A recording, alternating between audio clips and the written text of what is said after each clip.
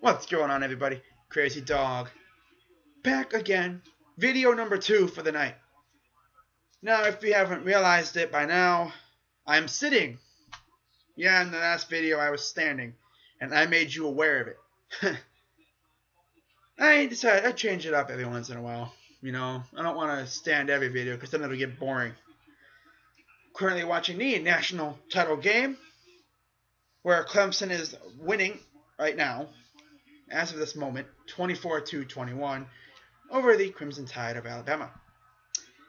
This video will be about what I think the Browns will do in the offseason. Now, if everything goes as planned, the Browns should hire Hugh Jackson. That's what I'm hearing. Hugh Jackson. Now, that does not mean we're going to, pull a rabbit out of the hat and maybe, all of a sudden go after maybe Sean McDermott. For all I know, this could be just like what happened with Chip Kelly in 2013, and Hugh Jackson could be using us for leverage with the Niners, or just to pretty much say screw you, Browns. I'm staying with the Bengals. We don't know until it's official. Until I officially get the news on my phone that Hugh is a Brown. I'm not really going to overreact to any, news until I see it is official. Any rumors, I'm not going to, go full out and make a video for it until I know it's legit. So, to the off-season, starting with the draft, I honestly think the Browns should pick a receiver. I expect them to pick at least one receiver in this draft. Of course, we were forced to witness a GM who did not like receivers, and he saw them as not as big of a need. He didn't really see them as, pretty much what I'm trying to say here is he did not really think we needed a receiver. And the result of that was we had very tiny receivers with a very tiny quarterback. And when you get that, our tiny quarterback could not see the tiny receivers against who were often matched up against very tall corners.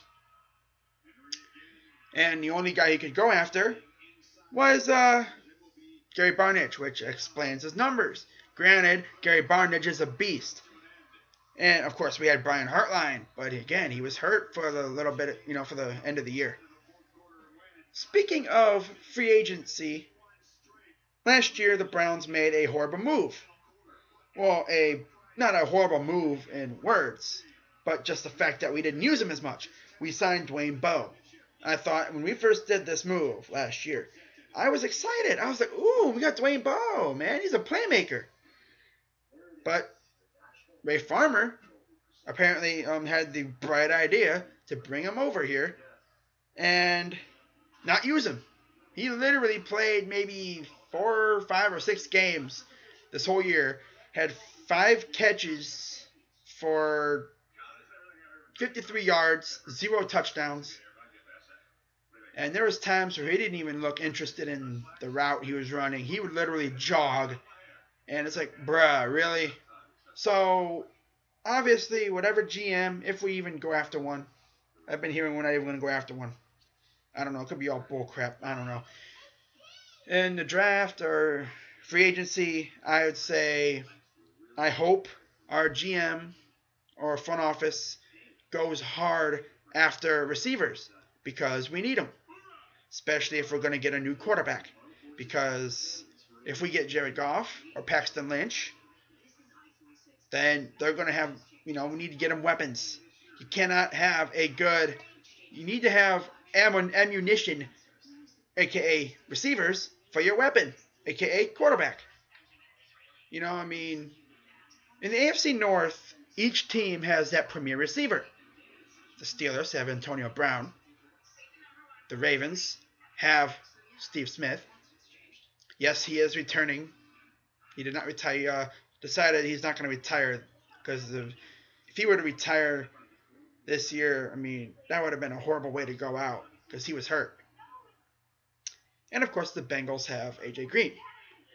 We have technically a premier receiver in Josh Gordon, but he is a known troublemaker. If he can stay out of trouble, then yes, he is technically our premier receiver. Now, another thing is, these teams also have kind of what you'd say a secondary receiver. The Ravens have Kamar Aiken. The Bengals have Mohamed Sanu. And even Marvin Jones. And the Steelers have Martavis Bryant. The Browns, for now, are secondary receivers, to a point, Travis Benjamin when we had Gordon. But now it's Benjamin and Hartline.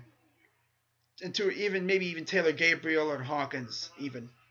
They were all short. But they're fast, though. That's the one thing. They're fast.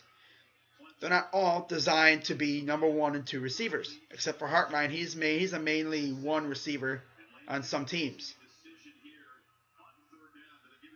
Travis Benjamin is a designed slot receiver. He's fast, nimble, and can make good catches and can break away from corners, as he did against Revis in Week 1. And against, I think it was McCurdy against the Tennessee Titans. Then teams kind of started to lock in on him, and he didn't really make that many big plays from the rest of the year. Granted, he did make some plays, but not that many big, long plays, because they started to key in on him. Now, in free agency, we need to shore up that defensive line.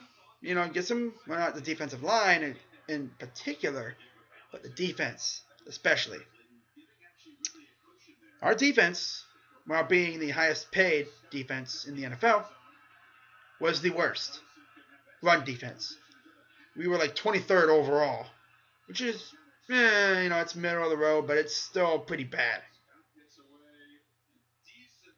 I mean, offense is okay. Running game, we're good on the running game. We got 2 good running backs. We need receivers. We need a quarterback. We could probably do it with one more tight end. Make it interesting. Offensive line is a question mark because we don't know if Joe Thomas will leave and Alex Mack will leave either. We don't know if those two are leaving. We don't know if we hire Mark Jackson. Oh, look at me, I'm talking about NBA. Hugh Jackson. Will Joe Thomas and Alex Mack like that move? I personally would love that. So Pryor thinks it would be a good move. Of course, he played for Hugh somewhat. So, yeah. Comment down below what you think the Browns should do in free agency / the draft. And we'll see how this all goes. Remember, we're all in this together. I just hope it all goes good, because if we fail at anything, free agency or the draft, it's going to be another long year. I hope, our reign of just being horrible is over. So I will see you all probably on Wednesday for my round 2 preview of the playoffs. All right. Good night, everybody. And go Browns.